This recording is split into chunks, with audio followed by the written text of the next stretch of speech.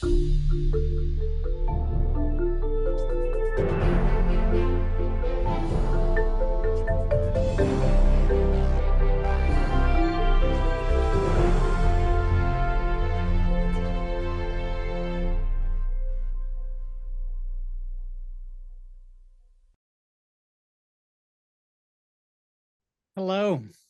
welcome, and thank you for joining us today for our Hopkins at Home discussion about the Hopkins Business of Health Initiative. My name is Dan Polsky. I'm director of the Hopkins Business of Health Initiative and a Bloomberg Distinguished Professor of Health Economics and Policy at Johns Hopkins University, with dual primary appointments in the Carey Business School and the Department of Health Policy and Management at the Bloomberg School of Public Health. My work focuses on health policy and economics, exploring how healthcare is organized, managed, and delivered, especially for low-income people.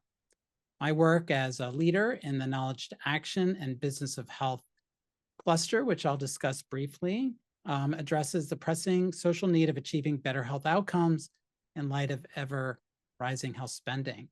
It's really a pleasure to host this discussion today, where over the next hour, my colleagues and I will present our work with the Hopkins Business of Health Initiative, which creates a collaborative space across the university to incubate, accelerate, and disseminate impactful world-class research on the business of health. It's supported by the Johns Hopkins Carey Business School, the Bloomberg School of Public Health, the School of Nursing, and the School of Medicine. It convenes scholars across these schools whose research applies business principles to address the nation's health system challenges. It also supports collaborations across Bloomberg Distinguished Professors who have clustered together to address the pressing social need of achieving better health outcomes in light of ever-rising health spending. Today, I'm delighted to be joined by two of my colleagues who are also Bloomberg Distinguished Professors, Melinda Bunton and Jack Washnia. Melinda Bunton is a Bloomberg Distinguished Professor, you can hear that word a lot, of Health Policy and Economics, with dual primary appointments in the Departments of Health Policy and Management in the Bloomberg School of Public Health and at the Carey Business School. She joined Hopkins from Vanderbilt University, where she was a University Distinguished Professor and the founding chair of the Department of Health Policy at Vanderbilt. It's a multidisciplinary department within a medical school. Dr. Bunton trained in health policy with a concentration in economics at Harvard University, where she received her PhD in 2000. Jack Washnia is a critical care physician and health services researcher whose research seeks to understand the context of critical illness, both how critical illness influences a patient's life course and how the organizational environment influences the effectiveness of the care that a patient receives. He aims to improve long-term health outcomes and quality of life for survivors of critical illness through social and health safety net integration. Dr. Washnia joined Johns Hopkins University as a Bloomberg Distinguished Professor, again with dual primary appointments in the School of Medicine and the Bloomberg School of Public Health. So I believe it's important to note that Melinda, Jack, and I are honored to be part of the Bloomberg Distinguished Professorship Program at Johns Hopkins. These unique faculty positions are anchored in interdisciplinary scholarship, building bridges across the university's 13 schools and divisions with the goal of conducting innovative research that crosses traditional disciplinary boundaries to train a new generation of collaborative scholars. So as you probably noticed, a unique feature of this initiative is that all senior faculty members must pass tenure review and be given primary appointments in two separate divisions of the university, and that is really what fuels this interdisciplinary scholarship. So I'll moderate our discussion, but I want to encourage audience questions. So please do use the Q&A, and we'll get to those questions after a few a brief discussion among the three of us. So we'll start there. Can each of you tell me one surprising thing you've learned in your research? Jack, we'll start with you.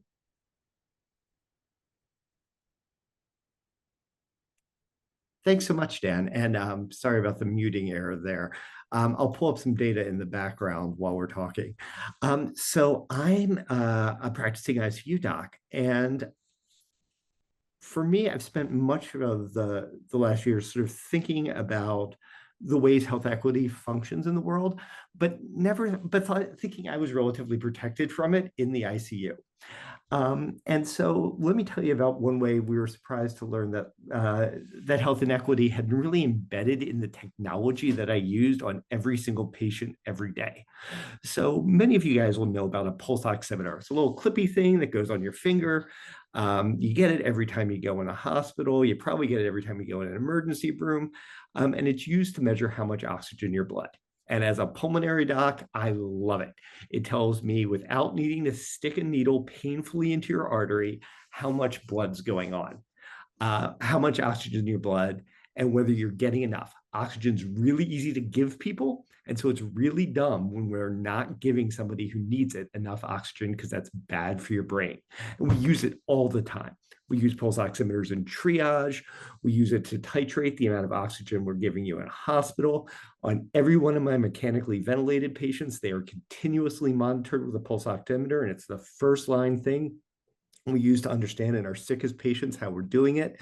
A bunch of you guys probably have somebody in their life who uses CPAP for their sleep apnea in order to help snoring. Your CPAP settings are in part titrated using a pulse oximeter. And during COVID, some of the most effective medications we found were gated. We gave them to people once their pulse oximeter drops. So we were just horrified to have this data that's over my shoulder. And let me take you through it. So what we did is we found we had all these patients who were on pulse oximeters who were also getting that gold standard arterial blood gas from. And they're supposed to measure exactly the same thing. Before I explain this graph, let me tell you a little bit about if you have enough oxygen in your blood. If you have oxygen in your blood, it makes your blood a little bit redder. So it's easier for the pulse oximeter to tell how much red blood versus blue blood you have. Second thing is a pulse oximeter measures the percent of your hemoglobin that has oxygen on it.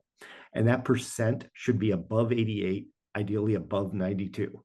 My dad was an immigrant. When I was in math, I always needed to get above a 92 to get an A, certainly always above an 88. Below an 88 was unacceptable in my math scores. It's unacceptable in a pulse oximeter. Damage occurs. So what we have on the horizontal axis here, if my Zoom will let it pick up, is the saturations that our pulse oximeters were reading. They run from 89 to 96, kind of all not great, but in the I'm not bothered category. And then what we have on the vertical axis is what was actually going on in their blood. First thing we see is pulse oximeters actually have a little bit of noise to them. That's probably not surprising, but there's a bit of spread. And for white patients who are in the blue bars, they seem to work pretty well and be well calibrated. What we were appalled to realize was that actually for our Black patients, they were consistently wrong. That for our Black patients, they were about 2 percentage points off. But that wasn't what was really horrifying. What was really horrifying was how big those bars are. So if you move over here, you've got patients who are at 91, 92%. Those are patients who, when I walk in the room and they're having problems, I'm not worried about their not having enough oxygen as the problem, as what's driving the problem. But what you see is that a whole bunch of those patients were actually in the gray zone. They weren't getting enough oxygen. And we found that in our white patients, about 3.6% of the time, these are those numbers down here on this side, about 3.6% of the time, our patients seemed to be getting enough oxygen according to the pulse oximeter. They were actually getting dangerously too low. But 11.7% of the time, when our Black patients seemed to be getting enough oxygen, they were actually dangerously low when we checked the gold standard test. And that's a huge difference. And 4% might be an error level you can live with. 11% isn't. The surprising part wasn't just that this racial disparity was built into the technology, but that we'd known about it since at least 1990. And inaction on this is just a classic example of systemic racism. Further, as we dug deeper, it turns out this is a problem that is been solved on the engineering side over and over again. It's not that hard to build a pulse oximeter that's not racist. What it is apparently really hard to do is to get one to market and to actually be able to create a regulatory environment that allows you to reliably present information so that hospitals that want to can buy pulse oximeters that are more accurate. And that, Dan, is where, as you know, we've been spending a lot of our time right now. There are lots of people working on the cool engineering side. What I want to figure out is how do we design and help the FDA and other agencies regulate so that people can bring information about equitable functioning in pulse oximeters, AI, and other medical devices that we can then trust. And then so the market can act on reliable information about whether devices are racially biased. Right now, there's no accepted way to do that.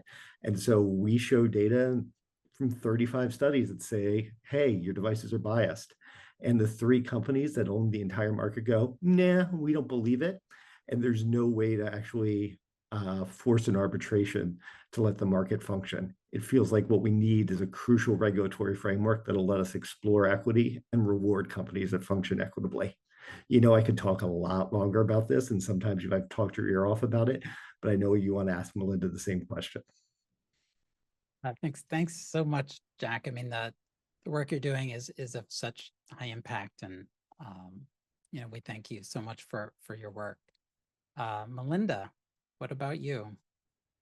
Yeah, thank you, Dan. And well, Jack's work is informed by what he's doing at the bedside. I, as a health economist, I'm informed by what I do looking at federal statistics and data. And so a few months ago, just as I was joining Hopkins, I was talking to a New York Times reporter about what I've been watching in my research and publishing on for over a decade, which is that healthcare costs, and here's the surprising part, per beneficiary seemed to not be growing as fast as they had in the past. So I'm showing you on the screen an animated graphic from the New York Times that they put together using some of the types of data that I was looking at. And I'll let you read these quotes from various public figures who were talking about how we can't afford Medicare if it continues to grow at the rate it was growing historically. But then you'll see this yellow line crop up. And that's what we expected health spending to be in 2023. But in fact, what happened was that per capita costs grew much more slowly than we expected. And so the difference between the two over the past roughly decade is just about $4 trillion. This difference is enormous. And so my research and that of others that I collaborate with is really focused now on trying to explain why. Because if we can understand why this slowdown has occurred, then we can think about whether we want to perpetuate it and what the consequences of perpetuating it might be. Now, I'll step back and I'll say that in this New York Times article, which perhaps some of the well-read Hopkins alums will have noticed when it came out over the summer, they say that there's a lot of speculation about why it's occurred and no one knows for sure. Well, I'll take a little bit of issue with that because I and a couple of other colleagues quoted in this article can point to a number of very specific things that occurred that caused healthcare costs to grow, again, just much more slowly than expected.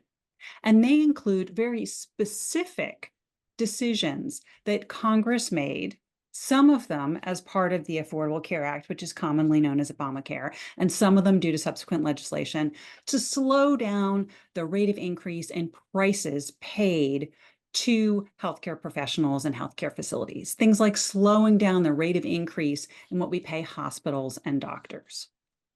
Another part of it is a little harder to put your finger on because so much of healthcare cost growth is driven by innovation that when we see healthcare costs grow more slowly than we would have expected based on historical standards, it's because there's some type of new technology or new service that didn't come to market. And that's a little harder to measure why. But I believe this is an extremely important factor explaining what's been going on. We as a country for over a decade now have really had a focus on these high costs of healthcare.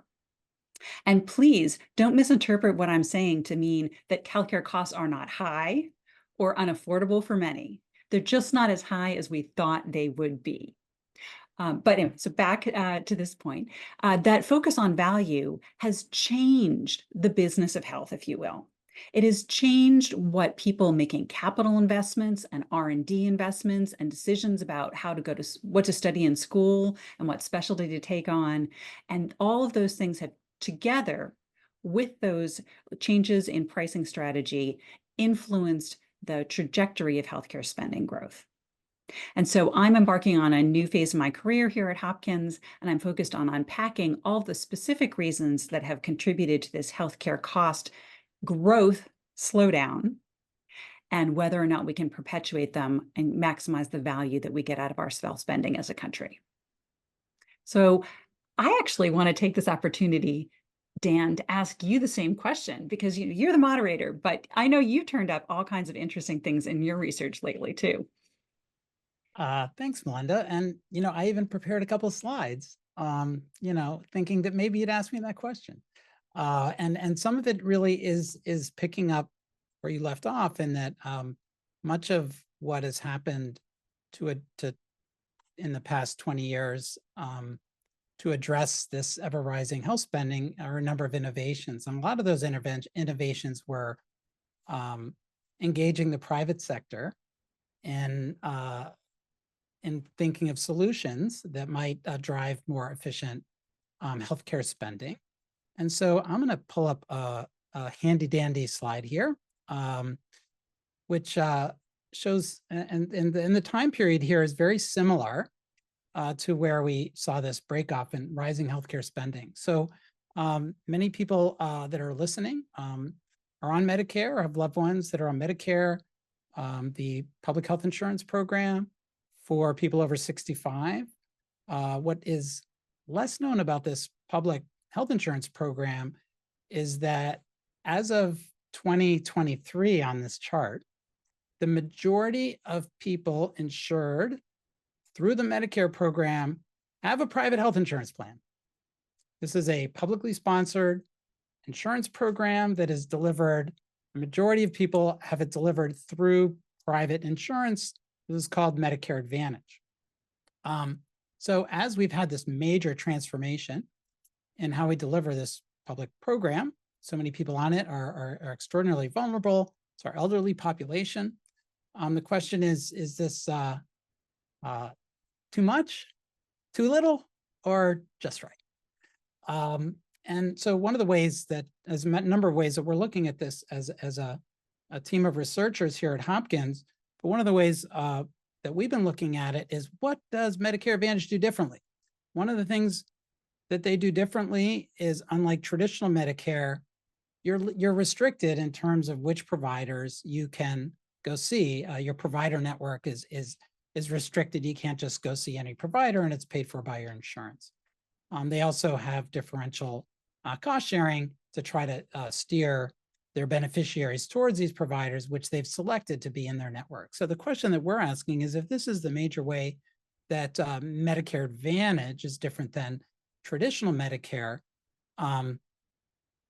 is it a good thing? Or are we getting some quality from that difference? So I'm not going to go through all the nitty-gritty detail of the study that we conducted, but it was published in an esteemed journal, JAMA Health Forum, which Melinda Bunton is one of the founders and key editors of this very influential journal.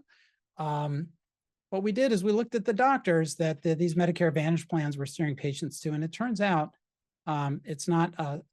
So on the left, we have the doctors that we ranked as the highest quality doctors, and we ranked them into deciles. So on the left are the lowest quality doctors. And we looked at these doctors and said, well, are you more likely to see those which doctors are the Medicare Advantage beneficiaries more likely to see? And so when that number, when that bar is above 0, it means you're relatively more likely to see that provider if you're in Medicare Advantage. And if it's below 0, you're less likely to see that provider if you're in Medicare Advantage. So what we found was that Medicare Advantage was successful in driving their patients towards the providers that we deemed as higher quality. So how do we measure higher quality? Well, these are primary care docs that are more successful at keeping their patients who have chronic conditions from ending up back in the hospital to be treated for their chronic condition, like asthma or congestive heart failure. And there's lists about 6 or 7 of these critical chronic conditions that, if they're well managed, you know, a primary care doc can help you avoid a hospitalization. So this was very encouraging for us. But our next set of projects in this area is we really focused on avoidable hospitalizations that were indicators of quality. What we didn't look at were all the other hospitalizations. So what is still uncertain to us, and where our current research is headed, is to see if this is an indication of just they're selecting the doctors that are more likely to just do less. And this gets to this deeper issue of, are we doing too much private delivery of public health insurance programs, too little, or do we have it just right? The incentives are such that these things can often go in many directions. And when I think about the business of health, it's a constant monitoring of the engagement of business in addressing the greatest challenges our healthcare system faces of value and equity and affordability, and making sure that that we get the most from what the private sector is to bring and the most from what the public sector has to bring. With that, I'm going to stop my share, and we're going to turn to a couple of questions that we've kind of pre-planned here. But we have saved plenty of time to address questions from our audience. So please use the feature to get those questions. I got a little prompt that people are already submitting questions. Well, it's fantastic. Keep submitting them. But what we'll start is to think a little bit about how research on the business of health informs some topics of the day. And we were just talking beforehand, and the topic that I think many of us on this panel are facing is, you know, we're in the sandwich generation. We have kids that we take care of, and and parents that require attention as well. So we sit in the sandwich generation, and the challenges of addressing the caregiving needs, particularly the elderly, when the organization of caregiving seems to be deteriorating, is a real challenge. So I thought we'd have a little, you know, some thoughts of how research on the business of health might inform these topics. And Melinda, why don't we start with you on this one, if that's okay? Sure. Yeah, this is a topic that I'm sure many people in this viewing audience, as well as all 3 of us on screen, think about a lot, because there's nothing like having a family member who's sick, needs care, and trying to operate within the current US healthcare system, where for almost everyone, care coordination and figuring out how to integrate all of the medications and appointments and caregiving needs falls onto the person themselves or their family members. So when we think about ways to improve the productivity and efficiency, not only of the healthcare system, but of the workforce in the US, I think this is a prime topic because it's so draining for all involved. And so how does health economics and the business of health play into this? Well, when I look at the data, for a project that I'm launching right now, one of the most striking facts is that we have all heard about the challenges that the healthcare system had with workforce, with finding healthcare professionals to staff the hospitals and other healthcare facilities during the pandemic. And we all know how incredibly hard those frontline workers were working. We know that people became burned out, some have left the profession. But in fact, when you look at the data, most healthcare settings have recovered completely. They have the same number of workers employed in them now as before the pandemic. But the notable exception is in that long-term care and post-acute care setting. So nursing homes and other places where people might get care long-term or recover from hospital stay. And that is worrying, because those are the places who are treating, in many cases, our most vulnerable older people. And somehow they've been functioning for years now with staffing that before the pandemic might have seemed inadequate. So one of the studies I'm working on now is trying to figure out how to bolster that workforce, how to recruit, train, and retain people in those settings so that people get the highest quality of care they can in those settings. And that, I know, again, as a family member, affects the care that people I know and love are getting when they leave the hospital or need long-term care. Yeah, Melinda, we could riff on this all day. And as I suspect is true for many of the people who are at midday are able to join Hopkins at Home, two of our three panelists actually currently have a sick kid somewhere off screen, and for which we may have to dodge away at some point to help with that. I think this question of how do we think about this in the short term versus the long-term cost savings, right? In the short term, we know that not sending people to institutions definitely improves the amount you have to pay those institutions. And I think that that gap in the long-term care is certainly something we're seeing in the hospital, where under the enormous pressures we face to get people out of the hospital, because the hospital is a high-cost space, there are real questions as to whether in some cases we're sending them to a fully adequately staffed place and how you judge that, or are we sending people home? You know, Jesse Collerco, a sociologist out in Indiana, says some nations have safety nets, the United States has women.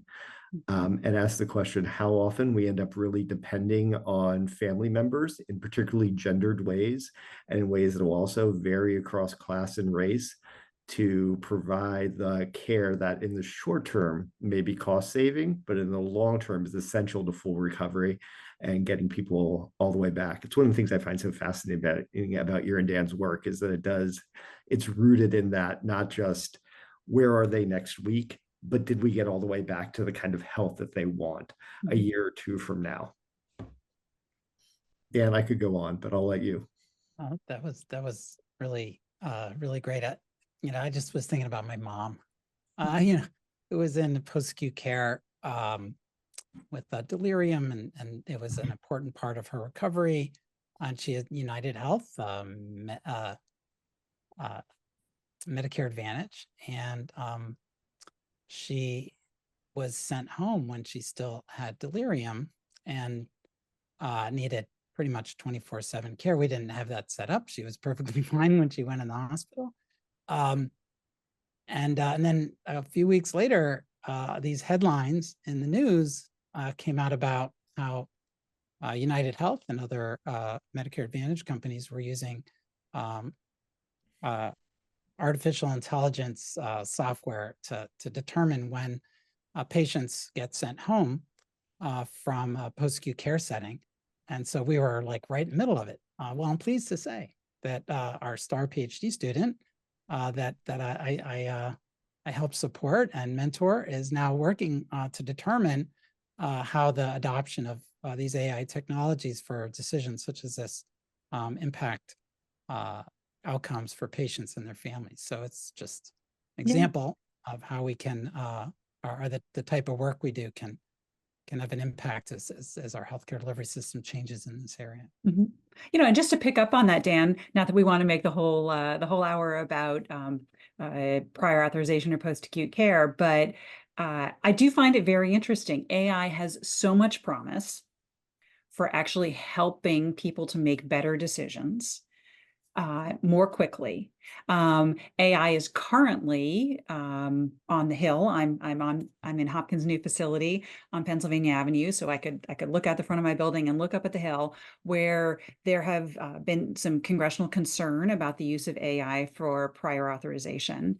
And yet, when you think about your mom's situation, it would have probably been wonderful if AI could have been used correctly to quickly approve her staying in that facility until her delirium was gone. And then if there was not a quick approval, then routed that decision to a person, hopefully a clinical professional. And if that happened, then we would have a better and more productive system because of AI. But if instead AI is trained inadequately to recognize the signs and symptoms that are critical, or if AI is used for rejections without human override, then we have a more problematic situation. And I think that so nicely illustrates sort of the pros and cons of a new technology like AI operating within our imperfect healthcare system. I mean, again, all right, Dan, you're going to need to cut me off at some point. But I mean, I think the question is, was it actually operating correctly according to the people operating its definition of better, right? As health economists, you guys think intuitively about utility functions and what you're actually trying to maximize. It's not clear to me that it might not have been doing exactly what it was supposed to be doing. When we, to bring it back to thinking about the 35 years, right? So since I was in high school, before I could drive a car, we have had data showing that pulse oximeters were reliably biased and were going to reliably fail to detect crucial lack of oxygen in patients. And it's just turned out that nobody's wanted to pay for it and nobody's demanded it better. And that sort of, well, it just doesn't work in African-American patients was considered an acceptable trade-off. I think we need to ask hard questions about these devices. And this is a place where I'm a little more of a techno-skeptic and you're a little more of a techno-optimist, and probably you're right and I'm wrong, about how we make sure those sort of implicit values, how we value, well, Dan can just give up his job for 3 weeks and take care of his mom as she has these horrifying deliriums at night, versus, but with saved money as a trade-off. And I think this is a place we're going to need to ask really hard questions and make sure I think one thing we can all agree on is that finding structures that bring out good information about this is essential for people being able to make informed choices in a world that increasingly pushes those informed choices onto individuals. And so that they need to be able to have the information to be able to work, to make the trade-offs that work for them. So I want to just do a brief summary or something, or drive home a couple of messages here for our audience. One is that this area of the business of health, or the maybe to say it a little more broadly, of addressing some of the challenges of our healthcare system, there's no one right answer. There are trade-offs. We all want better health, everyone to achieve their optimal health. And if we had every single dollar in the universe to spend on that, we could get pretty darn close, I imagine.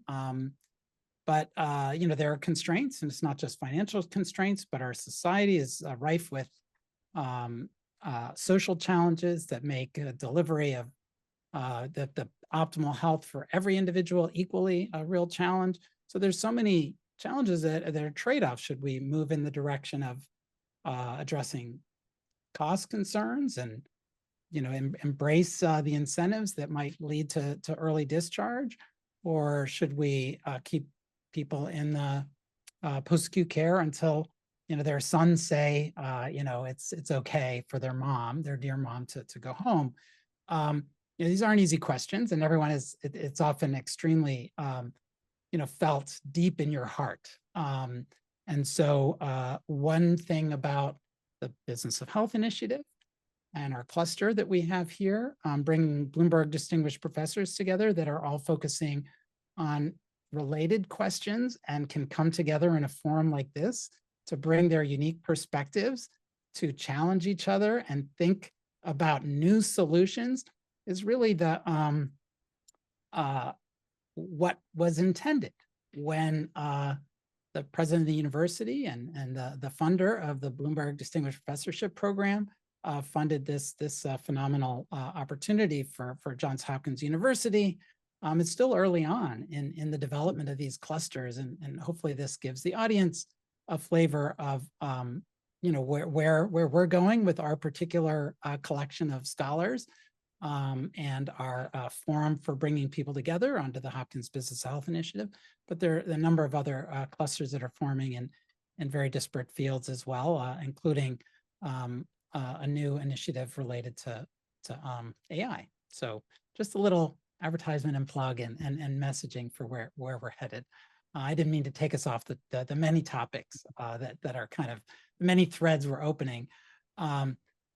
But since we do have threads open, I'm going to just say one more thing about the issue of AI and its implementation in healthcare. I think with this particular issue that I brought up with early discharge from nursing homes, I think it gained a lot of attention in the press. I think it was about 2 or 3 months ago, because it used the word AI.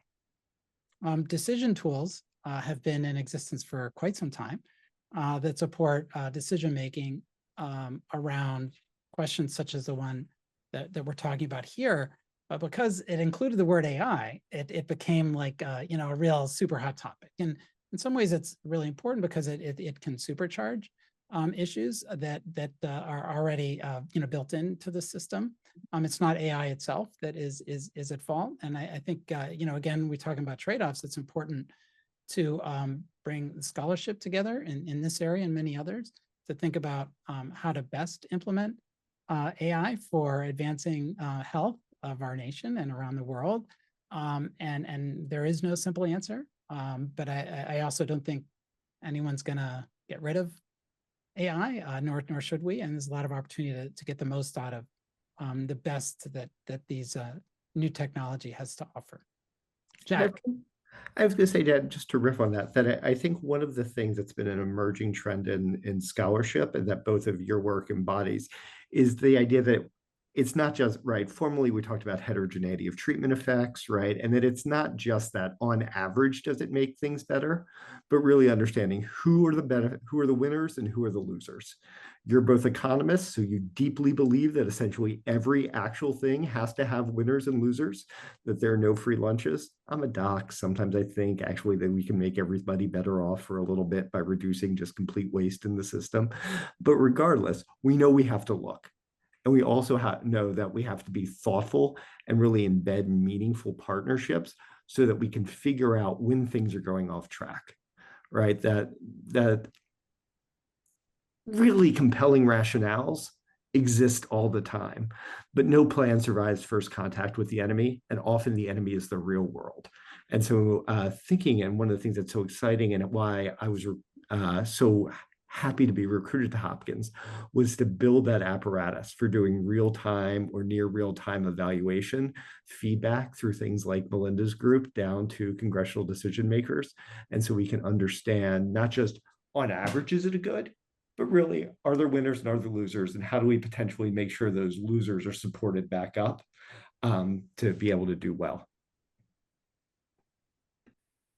Do you have some thoughts to add here? Or can we move to... Oh, I have so many thoughts. I don't know if it's time to get to questions from the audience, but I will say that we actually probably would radically agree that there is waste and inefficiency in our healthcare system, and rooting that out so that we can spend money on things that really matter to patients and families is a shared goal that we have.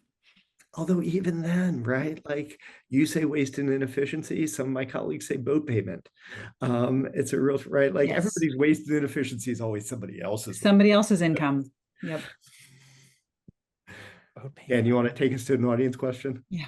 Yeah, so we have some questions for the audience, and please encouraging our audience members to throw in additional questions. We'll do our best we can to get to them. So there's a question here. We'll start with a question for Dr. Bunton. How did your time at the CBO, Congressional Budget Office, influence your career and current perspectives on the business of health? Oh, well, thank you from the audience member who knows about my past job at the Congressional Budget Office. It was really an honor to serve there and has absolutely shaped the trajectory of my career. I first published on and became interested in this issue of the slowdown in per capita cost growth while I was at the CBO. But and I saw what an enormous impact it would have on the decisions that would be and options that would be open to policymakers in the future. Again, because that gap between what was expected and what was going on represents real money that we can direct to other purposes or save. And in the case of the Medicare program, has in fact done what we call prolonging the life of the Medicare Trust Fund. So pushing out further into the future, the point in time when revenues into the program are going to be sufficient to cover program expenditures. And all of that has given policymakers breathing room to make wiser decisions instead of knee-jerk decisions under crisis mode when costs are exploding more rapidly than the revenue base that supports them is expanding. So I do think about things, you just heard me use the words tax bases and revenues and Medicare Trust Fund and things like that.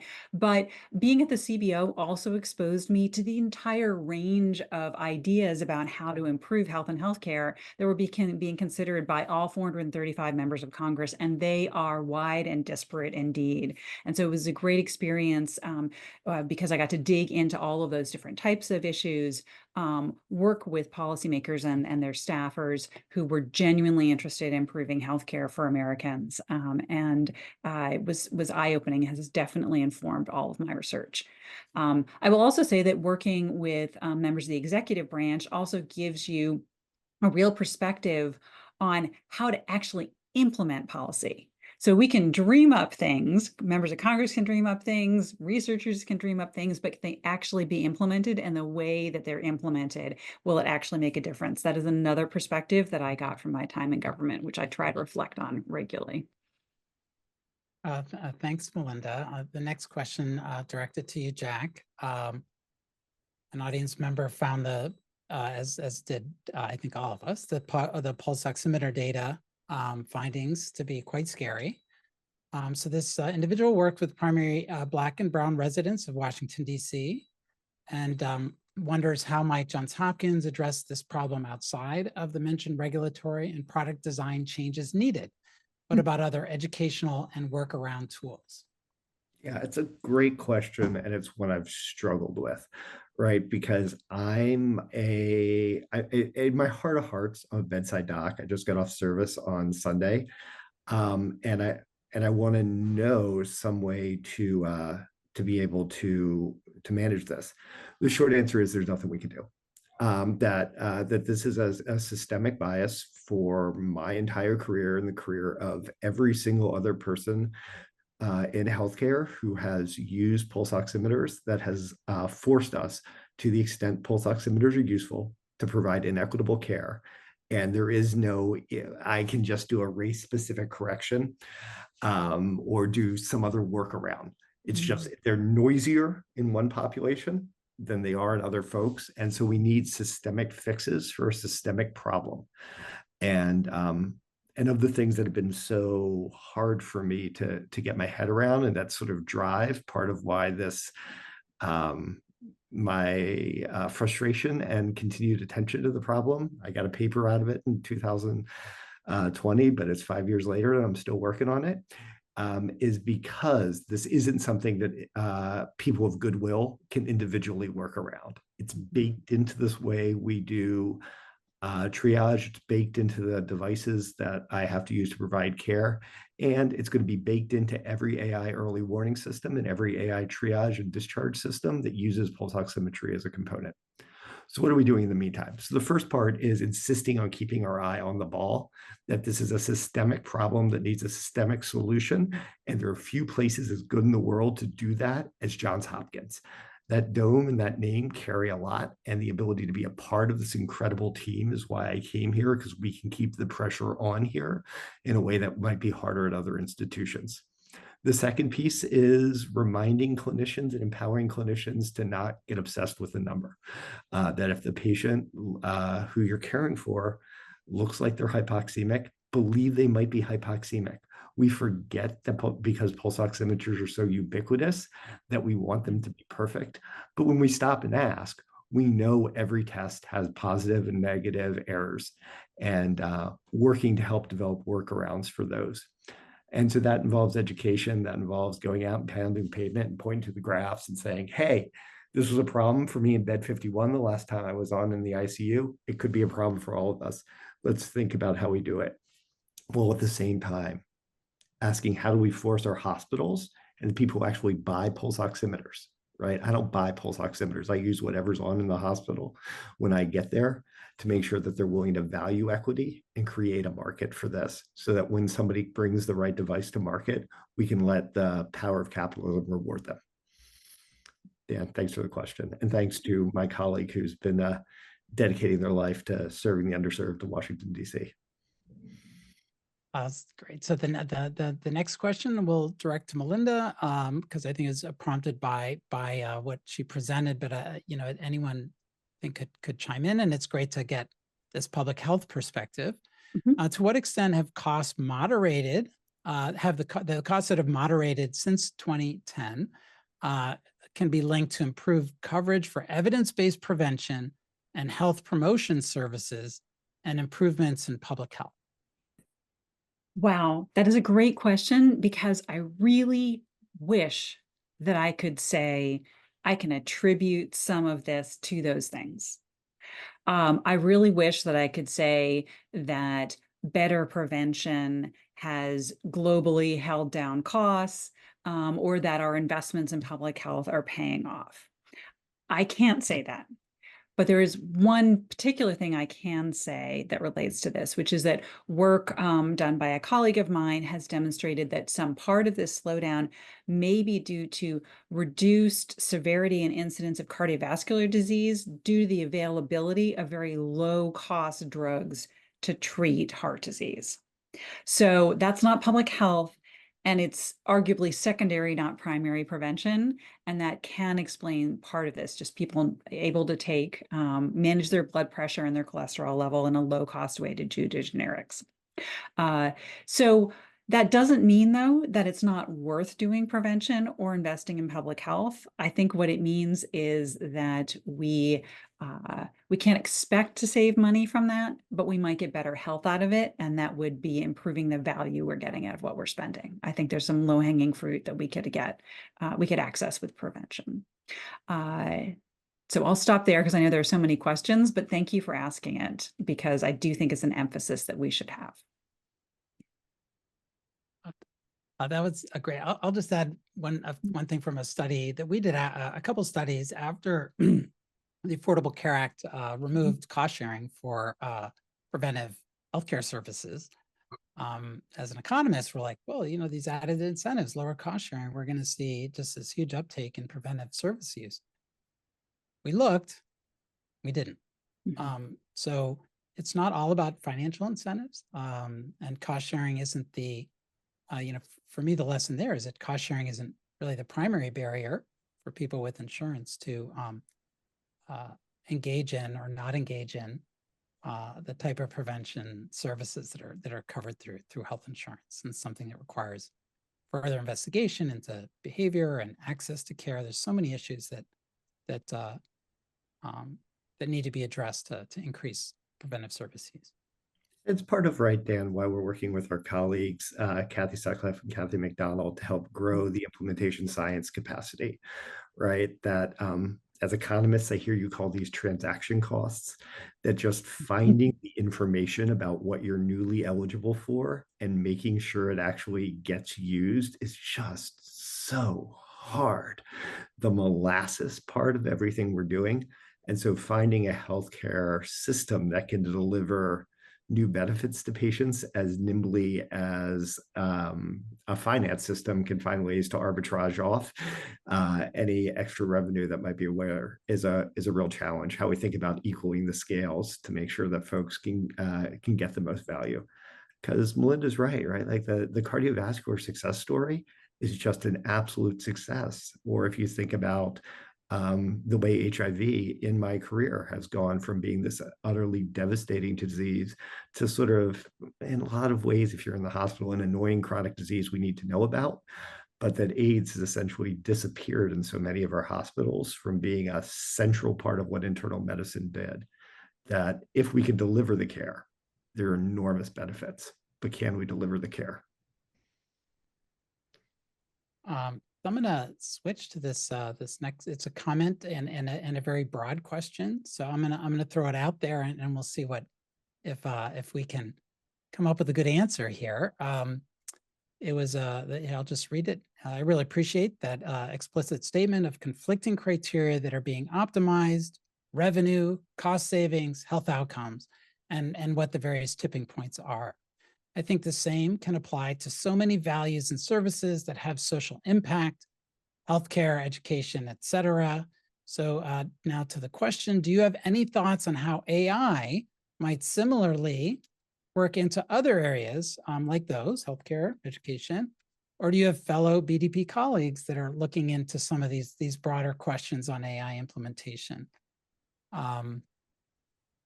Great question. Mhm. I think the easy answer is yes, but like, who are they? Like, do you guys know what's going on in this area? Sure, I can ramble off a few, and then Melinda, you want to ramble off a Sure. few? So again, not to sound like we're just relentlessly plugging the Bloomberg Distinguished Professor series, but we're going to relentlessly plug the Bloomberg Distinguished Professor component of this. There are some amazing folks in there. Oh my God. Otis Johnson, who works in the intersection of education and incarceration policy, is doing some fascinating work thinking about how we can use AI to help support effective, safe schools and make sure that we minimize the carceralization of schools, because it turns out having folks with guns and metal detectors is bad for all students. And Otis is doing some fascinating work thinking about how we could do that to bring safe, well-matched resources to there. Khadijah Ferryman wrote a brilliant piece in the New England Journal as the lead-off article for their whole new AI and health system that asks, what if we stop thinking of these biases as purely technical issues in the AI? That we needed to find some way to work around, and said, what in the underlying data made the AI biased? And how do we use that then? How do we use AI, the building of AI that produces biased results, as a bias detection feature that lets us then go back and understand what in the data produced it and where our system's not working right, and use it as a way to fix, so that even as we're fixing the AI tool, we're learning more about the drivers underneath it and how do we go forward. Just two easy components of this. I mean, I think the other general point I'll say is that AI potentially makes the trade-offs more transparent. And so it gives us a capacity to bring deliberative democracy to bear, to actually talk through how we're going to make these value judgments, and how we make the hard trade-offs that are inescapable world of mere mortals with conflicting goals and limited resources. Melinda, I know you've got more to say, and I talk too much. No. I was just going to bring up an example of a colleague who, embarrassingly, his name is escaping me at the moment, who had been looking at the use of AI in primary care to address just some of those shortcomings and why people don't get preventive care that they should, that we were just speaking about. So if you can use AI to detect patterns of people not seeking preventive care, or not following up on physician recommendations for preventive care, if you can detect patterns in them, determine who's most likely to have different kinds of problems or obstacles, and then offer them targeted assistance, then that would be a really great improvement and a great use of AI. And she has done some preliminary work offering, sort of doing a randomized trial of offering AI guidance versus not offering AI guidance, and showing that it does in fact improve the ability to get preventive care to people who need it most. So as we get to our last 5 minutes, I'm gonna skip through a couple questions. I'm afraid we won't get to them all, but it's a great broad question here that I will read. As overall healthcare costs have begun to moderate in the face of rapidly growing administrative costs, has this cost containment come at the expense of quality of care, such as increased mortality rates, errors, harms? So the trade-off, I guess, of what we've seen from moderating healthcare cost growth. What's the evidence there? This is one of those things where I would love to be having a direct conversation with this questioner, so I could really understand what he or she is pulling apart, and maybe we can do that offline. Administrative costs have grown with other healthcare costs, have not really been consuming a larger share of health spending, and so As with AI, I think there's positive and negative in administrative costs. AI is, of course, going to be part of those administrative costs. Sometimes administrative costs can be associated with better care management or care coordination, which we have all know is sorely needed in our healthcare system. And sometimes they can be associated with excessive burdens that are really designed, as Jack was alluding to earlier, to dissuade patients from seeking care or set up barriers to their getting the care that they might need. So administrative costs are, I think, a great area for research inquiry because we argue about them in principle and through anecdote rather than through wholesale analysis of what types of administrative costs actually represent value added versus value subtracted from our healthcare system. We can't imagine them away because some of them might be worth it, but surely some of them are not. And I guess I'll just say one final thing, which is that we do know that our system of having many different insurers adds layers of complexity and paperwork and variation, which is not value enhancing. So ways to reduce that so that healthcare professionals are not burdened with that, I think are really promising areas for increasing the efficiency of the healthcare system, reducing burden on our valuable clinical providers, and possibly saving some money as well. Yeah, absolutely, Melinda. And the battling anecdote part here gets so bad, right? Because when take prior auth, right? Everybody hates prior auth. Well, when I hate my prior auth, right? When my prior auth keeps me from providing the innovative care that I'm seeing ahead of the horizon that I know how to care, that's bad prior auth. When, however, it leaves enough money in the budget for us to provide adequate flu vaccine outreach so our kids don't get hospitalized for that by keeping that guy overdue from doing wackadoodle stuff because they just got bought lunch by a pharmaceutical company and are prescribing something that's $1 zillion more expensive when there's a $3 drug would do as well, that's good prior auth. And it's really hard to understand sort of those components in the abstract because, well, I love my physician colleagues. I do. But we're not always super good at distinguishing when we're the good guys and when we're the expensive bad guys. So I think the reality is that we've tried a world where you just open the checkbook to physicians and gave them the ability to do anything they want. And it wasn't great for health. And it was really, really expensive. And so the reality is that some forms of governance are essential because we're all playing together in the sandbox. You can't just let everybody do what they want. Oh, I love that example. I think it really highlights, some of the key challenges we face is that, while there are trade-offs, the individuals making decisions don't see the other side of the coin. It often happens far, far away from that decision. So, there's some comfort in that, and that if you're in the doctor's office with your physician, they're making the decision for what's best for you. But on the other hand, there may be trade-offs on a social level that we really need to grapple with. Even though you don't want your doctor grappling with it in the moment of placing something in your artery. I'm not a doctor, so I don't even know. I don't even have a good example. And they really want grappling with data, not just grappling with most compelling victim stories, right? That it's really important that we bring the kind of data you guys study so beautifully to bear on that. And maybe that is a perfect segue to bring our panel to a close.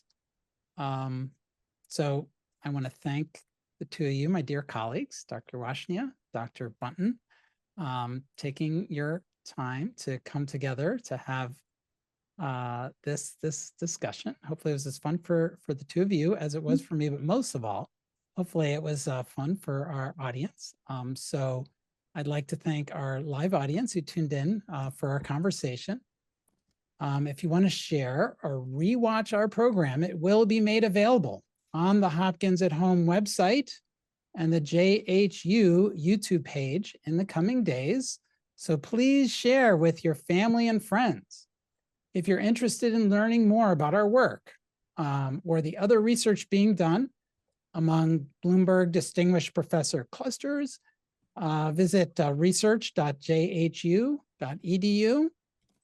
If you are interested in learning more about the Hopkins Business of Health Initiative, that is hbhi.org. www.jhu.edu. Come check us out.